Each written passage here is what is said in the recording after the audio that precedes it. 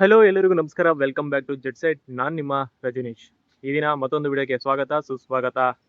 ಐತಿಹಾಸಿಕ ಮತ್ತೆ ಹಳೆಯ ಪ್ರಾಚೀನ ಕಾಲದ ಪ್ರದೇಶಗಳನ್ನ ಹುಡುಕ್ತಾ ಹೊರಟಂತ ನನಗೆ ನನ್ನ ಜೆಟ್ ಸೆಟ್ ಕುಟುಂಬದ ಒಬ್ಬ ಸದಸ್ಯರಿಂದ ಗೊತ್ತಾಗಿದ್ದು, ಬೆಂಗಳೂರಿನಲ್ಲಿ ಸುಮಾರು 100 ಕಿಲೋಮೀಟರ್ ದೂರದಲ್ಲಿರುವಂತಹ ಕನಕಪುರ ಬಳಿ ಇರುವಂತಹ ಆರುಬಲೆ. ಈ ಆರುಬಲೆಯ ಇತಿಹಾಸ ಸುಮಾರು 350-400 ವರ್ಷಗಳ ಹಳೆಯದು ಅಂತ ಗೊತ್ತಾಯ್ತು. ಈ ಆರುಬಲೆಯ ಇತಿಹಾಸನ ನಾನು ನಿಮ್ಗೆ ತಿಳಿಸ್ಕೊಡ್ತೀನಿ. ನೀವು ಇನ್ನು ಚಾನಲ್ನ ಸಬ್ಸ್ಕ್ರೈಬ್ ಮಾಡಿಲ್ಲ ಅಂದ್ರೆ ದಯವಿಟ್ಟು ಸಬ್ಸ್ಕ್ರೈಬ್ ಮಾಡಿ, ಪಕ್ಕದಲ್ಲಿ ಕಾಣುವಂತ ಬೆಲ್ ಬಟನ್ ಒತ್ತಿ.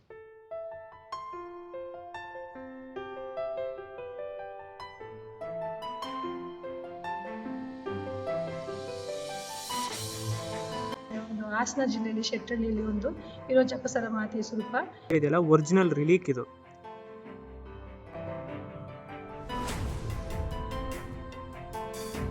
ನೋಡಿ, ನಮ್ಮ ಜೋಶ್ವಿನ್ ಸಹ ಕೇಳ್ತಾ ಇದ್ದಾನೆ.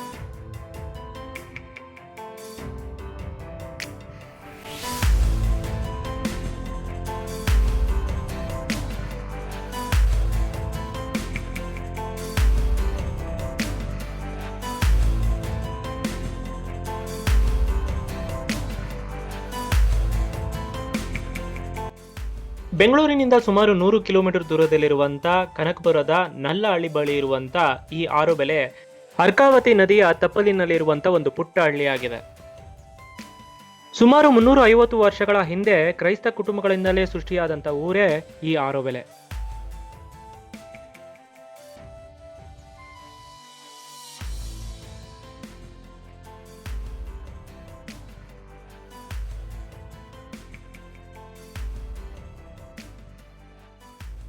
ನಾನು ಕೆಲವು ದಿನಗಳ ಹಿಂದೆ ಒಂದು ಶ್ರೀರಂಗಪಟ್ಟಣದ ಗಂಜಮ್ಮನ ಚರ್ಚ್ನ ಒಂದು ವಿಡಿಯೋ ನಿಮಗೆ ಮಾಡಿದ್ದೆ. ಅದು ನೀವು ಎಷ್ಟು ಜನ ನೋಡಿಲ್ಲ ಅಂದ್ರೆ ದಯವಿಟ್ಟು ನಾನು ಸ್ಕ್ರೀನ್ ಅಲ್ಲಿ ಹಾಕಿರ್ತೀನಿ, ದಯವಿಟ್ಟು ನೋಡಿ. ಆ ವಿಡಿಯೋದಲ್ಲಿ ನಾನು ತಿಳಿಸಿದಂತೆ ಆ ಚರ್ಚಿಗೆ ಸುಮಾರು ಒಂದು 300-350 ವರ್ಷಗಳ ಇತಿಹಾಸ ಇದೆ. ಅದೇ ರೀತಿ ಈ ಚರ್ಚ್ಗೂ ಸಹ ಇತಿಹಾಸ ಇದೆ.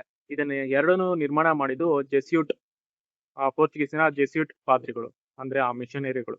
ಮೈಸೂರು ರಾಜ್ಯದ ಗೆಜೆಟ್ ನಲ್ಲಿ ಮಾತ್ರವಲ್ಲದೆ ಕ್ರಿಸ್ತಶಕ 1662 ಅಕ್ಟೋಬರ್ 31ರಂದು ರೋಮ್ ನಗರಕ್ಕೆ ಬರೆದಂತ ಫಾದರ್ ಸಿಮೋಯ್ ಮಾರ್ಟಿಸ್ ಅವರ ಪತ್ರದಲ್ಲೂ ಸಹ ಈ ಆರುಬೆಲೆ ಬಗ್ಗೆ ಉಲ್ಲೇಖಿಸಲಾಗಿದೆ. ಆ ಜೆಸ್ಯೂಟ್ ಪಾದ್ರಿ ಬರೆದಂತ ದಾಖಲೆಗಳ ಪ್ರಕಾರ 16ನೇ ಶತಮಾನದಲ್ಲಿ ಇಲ್ಲಿ ಸುಮಾರು 1000ಕ್ಕೂ ಹೆಚ್ಚು ಕ್ರೈಸ್ತ ಇತ್ತು ಅಂತ ಉಲ್ಲೇಖಿಸಲಾಗಿದೆ. ಗೋಧಿಕ್ ಶೈಲಿಯಲ್ಲಿ ನಿರ್ಮಾಣಗೊಂಡಂತ ಈ ಚರ್ಚ್ ಸುಮಾರು 3 ಬಾರಿ ನವೀಕರಣಗೊಂಡಿದೆ. ಅಲ್ಲದೆ ಈ ಚರ್ಚ್ನ ಮತ್ತೆ ಈ ಊರಿನ ಧಾರ್ಮಿಕ ಕಲೆಗಳ ತೊಟ್ಟಿಲು ಅಂತ ಕ್ಯಾಥೋಲಿಕ್ ದಾಖಲೆಗಳ ಪ್ರಕಾರ ಹೇಳಲಾಗುತ್ತೆ. ಒಂದೇ ಊರಿಂದ ಸುಮಾರು 100ಕ್ಕೂ ಹೆಚ್ಚು ಗುರುಗಳನ್ನ ಮತ್ತೆ ಕನ್ಯಾಸ್ತ್ರೀಯರನ್ನು ಕೊಟ್ಟಂತ ಒಂದು ಊರಾಗಿದೆ. ಇದು ಸಾಮಾನ್ಯವಾಗಿ ಯಾವ ಊರಲ್ಲೂ ಸಿಗೋದಿಲ್ಲ. ಆದ್ರಿಂದ ಈ ಬೆಂಗಳೂರು ಧರ್ಮಕ್ಷೇತ್ರದಲ್ಲಿ ಈ ಆರುಬಲೆಗೆ ವಿಶೇಷವಾದಂತ ಒಂದು ಸ್ಥಾನಮಾನ ಇದೆ. ಇಲ್ಲಿ ಮತ್ತೊಂದು ವಿಶೇಷತೆ ಏನಂದ್ರೆ 19ನೇ ಶತಮಾನದ ಆರಂಭದಿಂದಲೂ ನಡೆಯುತ್ತಿರುವಂತ ಕಪಾಲ ಬೆಟ್ಟದ ಶಿಲುಬೆ ಅದೆ. ಅದರ ಜೊತೆಗೆ ಇಲ್ಲಿ ನಡೆಯುವಂತ ಬೃಹತ್ ರಂಗ ಪ್ರದರ್ಶನ ಸಹ ತುಂಬಾ ಪ್ರಸಿದ್ಧವಾದದ್ದು. ಅದನ್ನು ನೋಡೋದಕ್ಕೆ ಸಾವಿರಾರು ಜನ ಇಲ್ಲಿಗೆ ಬರ್ತಾರೆ.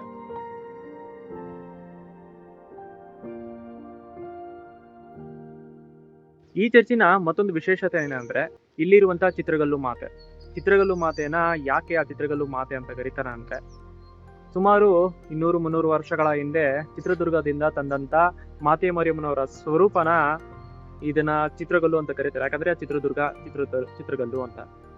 ಇದಕ್ಕೆ ತುಂಬಾ ಪವಾಡ ನಡೆಯುತ್ತೆ. ಇದು ತುಂಬಾ ಮಹಿಮೆ ಉಳ್ಳ ಒಂದು ಸ್ವರೂಪ ಅಂತ ಇಲ್ಲಿನ ಜನ ನಂಬುತ್ತಾರೆ. ಆದ್ರಿಂದ ಇದನ್ನ ಚಿತ್ರಗಲ್ಲು ಅಂತ ಕರೀತಾರೆ. ಇದೇ ನೋಡಿ ನಾನು ಹೇಳಿದಂತ ಚಿತ್ರಗಲ್ಲು ಮಾತೆ. ಕೆಲವರು ಇದನ್ನ ಚಿತ್ರದುರ್ಗದಿಂದ ತಂದಂತ ಒಂದು ಮಾತೆ ಮರಿಯಮ್ಮನವರ ಸ್ವರೂಪ ಅಂತ ನಂಬಿದ್ರೆ, ಮತ್ತಷ್ಟು ಇನ್ನೊಂದು ರೀತಿಯಲ್ಲಿ ಮಾತಾಡ್ತಾರೆ. ಅದು ಹೇಗೆ ಅಂತಂದ್ರೆ, 18ನೇ ಶತಮಾನದ ಕೊನೆಯ ಭಾಗದಲ್ಲಿ ಟಿಪ್ಪು ಸುಲ್ತಾನು ಕ್ರೈಸ್ತರ ಮೇಲೆ ದಾಳಿ ಮಾಡ್ತಾನೆ. ದಾಳಿ ಮಾಡಿದಾಗ ಈ ಗ್ರಾಮಕ್ಕೂ ಸಹ, ಅಂದ್ರೆ ಈ ಆರುಬಲೆಯ ಪ್ರದೇಶಕ್ಕೂ ಸಹ ಆತ ಬರ್ತಾನೆ. ಆತ ಇಲ್ಲಿ ಬಂದಂತ ಆತನ ಸೈನಿಕರು ಮತ್ತೆ ಇಲ್ಲಿ ಇರುವಂತ ಕ್ರೈಸ್ತರ ಎಲ್ಲರ ಮೇಲೆ ದಾಳಿ ಮಾಡಿದಾಗ ಅವರು ಈ ಊರನ್ನ ಪ್ರದೇಶವನ್ನು ಬಿಟ್ಟು ಹೋದಾಗ ಇಲ್ಲಿ ಈ ಚಿತ್ರಗಲ್ಲು ಮಾತೆನೂ ಸಹ ಬಿಟ್ಟು ಹೋದ್ರು ಎನ್ನುವಂತ ಮಾತು ಸಹ ಇದೆ. ಆದ್ರೆ ಇಲ್ಲಿನ ಮೂಲ ಕ್ರೈಸ್ತರ ಪ್ರಕಾರ ಇದು ಚಿತ್ರಗಲ್ಲು ಮಾತೆ ಚಿತ್ರದುರ್ಗದಿಂದ ಬಂದಂತ ಒಂದು ಸ್ವರೂಪ ಆಗಿದೆ ಅಂತ ಅವರ ನಂಬಿಕೆ. ಈ ನಮ್ಮ ದೇವಾಲಯಕ್ಕೆ 365 ವರ್ಷದ ಇತಿಹಾಸ. ಈಗ 1660ನೇ ಇಸ್ವಿಯಿಂದ ಹಿಡಿದು 2026ನೇ ಇಸ್ವಿವರೆಗೂ 365 ವರ್ಷದ ಇತಿಹಾಸ. ದೇವಾಲಯದ ಹೆಸರು ಪವಿತ್ರ ಜಪಸರ ಮಾತೆಯ ದೇವಾಲಯ. ಮತ್ತೆ ಈ ಮೇಲ್ಗಡೆಗೆ ಕಾಣಿಸ್ತಿದೆ ಜಪಸರ ಮಾತೆಯ ಸ್ವರೂಪ, ಮತ್ತೆ ಶಿವಾಜಿನಗರದಲ್ಲಿ ಒಂದು ಜಪಸರ ಮಾತೆಯ ಸ್ವರೂಪ, ಮತ್ತೆ ಶೆಟ್ಟಳ್ಳಿ ಒಳಗೆ ಒಂದು ಹಾಸನ ಜಿಲ್ಲೆಯಲ್ಲಿ ಶೆಟ್ಟಳ್ಳಿಯಲ್ಲಿ ಒಂದು ಇರೋ ಜಪಸರ ಮಾತೆಯ ಸ್ವರೂಪ.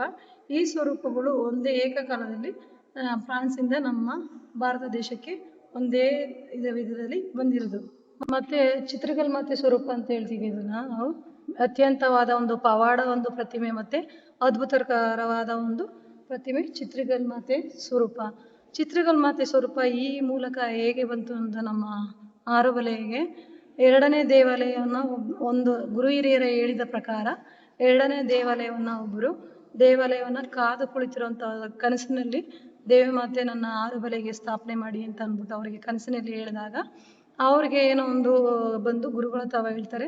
ಗುರುಗಳಿಗೆ ಹೇಳಾದ್ಮೇಲೆ ಅವರು ಎಲ್ಲ ಗುರು ಹಿರಿಯರ ಸಮ್ಮುಖದಲ್ಲಿ ಚಿತ್ರಕಲ್ ಮಾತೆ ಸ್ವರೂಪನ ನಮ್ಮ ಆರುಬಲೆ ದೇವಾಲಯಕ್ಕೆ ಬರುತ್ತೆ ಅನ್ನೋದೊಂದು ಮಾಹಿತಿ ಪ್ರಕಾರ ಚಿತ್ರದುರ್ಗದಿಂದ ಬಂದಿರೋದ್ರಿಂದ ನಾವು ಚಿತ್ರಕಲ್ ಮಾತೆ ಸ್ವರೂಪ ಅಂತ ನಾವು ಕರಿತೀವಿ.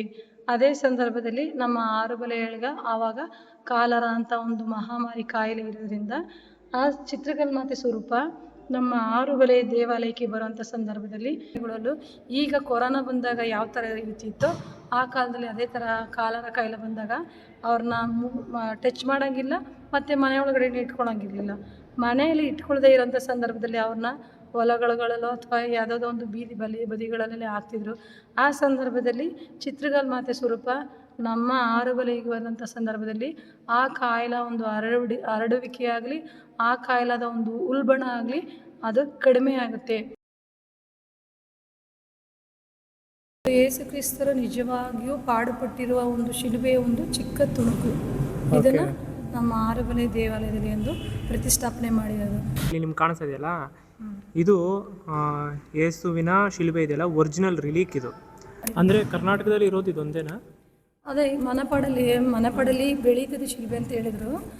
ಬೈರದಲ್ಲಿ ಇದೆ ಅಂತಾರೆ, ಪೂಂಡಿಲಿ ಇದೆ ಒಂದು ಶಿಲ್ಬೆ. ಪೂಂಡಿಲಿ ಇದೆ ಶಿಲ್ಬೆ. ನೋಡಿ ಅವ್ರು ಹೇಳ್ತಾ ಇದ್ದಾರೆ ಪೂಂಡಿ ಮಾತೆ ಯಾರಾದರೂ ವಿಡಿಯೋ ನೋಡಿಲ್ಲ ಅಂದರೆ ದಯವಿಟ್ಟು ಆ ವಿಡಿಯೋ ನೋಡಿ, ತುಂಬ ಚೆನ್ನಾಗಿದೆ ಪೂಂಡಿ ಮಾತೆ ವಿಡಿಯೋ. ನಾನು ಬೇಕಾದರೆ ನಾನು ಲಾಸ್ಟ್ ಎಂಡಿಂಗಲ್ಲಿ ಹಾಕ್ತೀನಿ. ಹಾಗೆ ಪೂಂಡಿ ಮತ್ತು ಬೈರತಿ ಮತ್ತು ಮನಪಾಡಲ್ಲಿದೆ ಅಂತ. ಕಳೆದ ವರ್ಷ ಅಂದ್ರೆ 2025ರಲ್ಲಿ ಈ ಚರ್ಚ್ಗೆ ಜೂಬ್ಲಿ ಪಿಲಿಗ್ರಿಮ್ ಚರ್ಚ್ ಅಂತ ಸಹ ಘೋಷಣೆ ಆಗಿದೆ. ಆದ್ರಿಂದ ತುಂಬಾ ಜನ ಬೇರೆ ಬೇರೆ ಕಡೆಯಿಂದ ಭಕ್ತಾದಿಗಳು, ಯಾತ್ರಾರ್ಥಿಗಳು ಈ ಚರ್ಚ್ಗೆ ವಿಸಿಟ್ ಮಾಡ್ತಾ ಇರ್ತಾರೆ. ನೀವು ಯಾವಾಗ್ಲಾದ್ರೂ ಬರೋ ಆಗಿದ್ರೆ ಒಮ್ಮೆ ಈ ಚರ್ಚನ್ನು ಸಹ ಭೇಟಿ ಮಾಡಿ. ನೋಡಿ ಇಲ್ಲಿ ಚರ್ಚ್ ಇದೆ, ಹೀಗೆ ಬಂದ್ರೆ ಇಲ್ಲಿ ಸರ್ಕಲ್ ನೋಡಿ ಎಷ್ಟು ಚೆನ್ನಾಗಿದೆ ಅಂತ. ಪ್ಲೇಸ್ ಎಲ್ಲ ಸಾಕಾಗಿದೆ. ಇಲ್ಲೇ ಹಳ್ಳಿ ಮನೆಗಳೆಲ್ಲ ಇಲ್ಲೇ ಇದೆ, ನಮ್ಮ ಕಡೆ ಇದ್ದಂಗಿಲ್ಲ ಇಲ್ಲೆಲ್ಲ.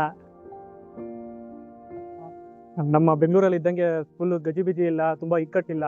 ಇಲ್ಲಿ ತುಂಬಾ ಚೆನ್ನಾಗಿದೆ ವಾತಾವರಣ ಎಲ್ಲ. ಈ ಧರ್ಮ ಕೇಂದ್ರವು ಈ ಊರಿಗೆ ಮತ್ತೆ ಸುತ್ತಮುತ್ತಲಿನ ಇರುವಂತ ಊರುಗಳಿಗೆ ಶೈಕ್ಷಣಿಕವಾಗಿ ಮತ್ತೆ ಸಾಮಾಜಿಕವಾಗಿ ಅನೇಕ ಕಾರ್ಯಗಳನ್ನು ಮಾಡಿಕೊಟ್ಟಿದೆ. ಪ್ರತಿ ವರ್ಷದ ಅಕ್ಟೋಬರ್ ತಿಂಗಳಲ್ಲಿ ನಡೆಯುವಂತ ವಾರ್ಷಿಕ ಮಹೋತ್ಸವದಲ್ಲಿ ಯಾವುದೇ ಜಾತಿ ಧರ್ಮ ಭೇದ ಭಾವ ಇಲ್ಲದೆ ಈ ಸುತ್ತಮುತ್ತಲಿನ ಊರಿನ ಜನರು ಇಲ್ಲಿ ಬಂದು ವಾರ್ಷಿಕ ಮಹೋತ್ಸವದಲ್ಲಿ ಪಾಲ್ಗೊಳ್ತಾರೆ. ಅದು ಈ ಊರಿನ ವಿಶೇಷತೆಯಾಗಿದೆ. ತುಂಬ ಜನ ಕೇಳ್ತಾ ಇದ್ರು ನನಗೆ, ಬ್ರೋ ನೀವು ಎಲ್ಲೇ ಹೋದ್ರು, ಯಾವುದೇ ಪ್ಲೇಸ್ಗೆ ಹೋದ್ರು ಆ ಪ್ಲೇಸ್ನ ಡಿಸ್ಕ್ರಿಪ್ಷನಲ್ಲಿ ಮೆನ್ಷನ್ ಮಾಡಿ ಅಂತ. ಆದ್ದರಿಂದ ಈ ಚರ್ಚಿನ ಬಗ್ಗೆ, ಈ ಊರಿನ ಲೊಕೇಶನನ್ನು ನಾನು ಡಿಸ್ಕ್ರಿಪ್ಷನಲ್ಲಿ ಹಾಕಿರ್ತೀನಿ. ದಯವಿಟ್ಟು ಯಾವಾಗಾದರೂ ವಿಸಿಟ್ ಮಾಡೋ ಹಾಗಿದ್ರೆ ವಿಸಿಟ್ ಮಾಡಿ. ಫ್ಯಾಮಿಲಿ ಜೊತೆಗೆ ಬಂದಂಥ ನಾವು ಚರ್ಚ್ನೆಲ್ಲ ವಿಸಿಟ್ ಮಾಡಿಕೊಂಡು ಈ ಆರೋಬಲೆನ ಸ್ವಲ್ಪ ಎಕ್ಸ್ಪ್ಲೋರ್ ಮಾಡೋಣ ಅಂತ ಹೋದ್ವಿ. ನೋಡಿ ನಿಮಗೆ ಕಾಣಿಸ್ತಾ ಇರ್ಬೋದು, ಇದು ಮುಟ್ಟಿದ್ರ ಮುನಿ ಅಂತ. ಈ ಮುಟ್ಟಿದ್ರ ಮುನಿ ಸೊಪ್ಪಿನ ವಿಶೇಷತೆ ಏನಂದರೆ, ಮೂಲವ್ಯಾಧಿ ಅಥವಾ ಮಲಬದ್ಧತೆ ಏನಾದರೂ ಸಮಸ್ಯೆ ಇತ್ತು ಅಂತಂದರೆ ಅವರು ಇದನ್ನ ಬೆಳಗಿನ ಸಮಯದಲ್ಲಿ ಹಾಗೆ ಖಾಲಿ ಹೋಟೆಲ್ ತಿನ್ಬೋದು, ಅಥವಾ ಅದು ಬೇರೆ ಸಮೇತವಾಗಿ ಒಂದು ಜ್ಯೂಸ್ ರೀತಿ ಮಾಡಿಕೊಂಡು ಸಹ ಕುಡಿದ್ರೆ ಕ್ರಮೇಣವಾಗಿ ಅವ್ರಿಗೆ ಮಲಬದ್ಧತೆ ಮತ್ತು ಮೂಲವ್ಯಾಧಿ ಸಮಸ್ಯೆ ಕಮ್ಮಿ ಆಗುತ್ತೆ. ನೋಡಿ ನಮ್ಮ ಜೋಶ್ವಿನ್ ಸಹ ಕೇಳ್ತಾ ಇದ್ದಾನೆ. ನೋಡಿದ್ರಲ್ಲ, ತುಂಬ ಜನ ಕೇಳ್ತಾ ಇದ್ರು ಆರೋಬಲೆ ವಿಡಿಯೋ ಯಾವಾಗ ಮಾಡ್ತೀರಾ ಅಂತ. ಕಡೆಗೂ ವಿಡಿಯೋ ಮಾಡಿದ್ದೀನಿ. ಸೊ ನಿಮಗೆ ಈ ಊರಿನ ಜನರು ಯಾರಾದರೂ ಇದ್ದರೆ ಈ ವಿಡಿಯೋ ನೋಡ್ತಾ ಇದ್ದರೆ ದಯವಿಟ್ಟು ಕಮೆಂಟ್ ಮಾಡಿ, ಮತ್ತು ಯಾವ ಚರ್ಚಿನ ವಿಡಿಯೋ ಮಾಡಬೇಕು ಅಂತ ಹಾಗೆ ಕಮೆಂಟಲ್ಲಿ ಮೆನ್ಷನ್ ಮಾಡಿ. ಐ ಹೋಪ್ ನಿಮಗೆ ಈ ವಿಡಿಯೋ ಇಷ್ಟ ಆಗಿದೆ ಅಂದ್ಕೊಂಡಿದ್ದೀನಿ. ಈ ಚಿತ್ರಕಲ್ಲು ತಾಯಿಯ ಮತ್ತು ಈ ಚರ್ಚಿನ ಇತಿಹಾಸ ಮತ್ತು ಈ ಚರ್ಚಿನ ಅಲ್ಲಿ ನಡೀತಿರುವಂಥ ಅದ್ಭುತಗಳ ಬಗ್ಗೆ ಐ ಹೋಪ್ ನಿಮಗೆ ಇಷ್ಟ ಆಗಿದೆ. ನೀವು ಯಾವಾಗಾದ್ರೂ ಬರೋ ಹಾಗಿದ್ರೆ ಇಲ್ಲಿ ಖಂಡಿತ ಬನ್ನಿ, ತುಂಬಾ ಚೆನ್ನಾಗಿದೆ. ಇದು ಇವಾಗ ಪಿಲಿಗ್ರಿಮ್ ಸಹ ಆಗಿದೆ, ಆದ್ರಿಂದ ಇಲ್ಲಿ ಬರೋ ಹಾಗಿದ್ರೆ ಬನ್ನಿ. ಇನ್ನು ಚಾನಲ್ನ ಸಬ್ಸ್ಕ್ರೈಬ್ ಮಾಡಿಲ್ಲ ಅಂದ್ರೆ ದಯವಿಟ್ಟು ಸಬ್ಸ್ಕ್ರೈಬ್ ಮಾಡಿ, ಪಕ್ಕದಲ್ಲಿ ಕಾಣುವಂಥ ಬೆಲ್ ಬಟನ್ ಒತ್ತಿ. ಹಾಗೆ ನನ್ನ ಇನ್ಸ್ಟಾಗ್ರಾಮ್ ಪೇಜ್ನ ಕೂಡ ಫಾಲೋ ಮಾಡಿ, ಅಲ್ಲೂ ಸಹ ನಾನು ಪೋಸ್ಟ್ ಮಾಡ್ತಾ ಇರ್ತೀನಿ, ಅಲ್ಲೂ ಸಹ ನಾನು ವಿಡಿಯೋಸ್ನ ಅಪ್ಲೋಡ್ ಮಾಡ್ತಾ ಇರ್ತೀನಿ.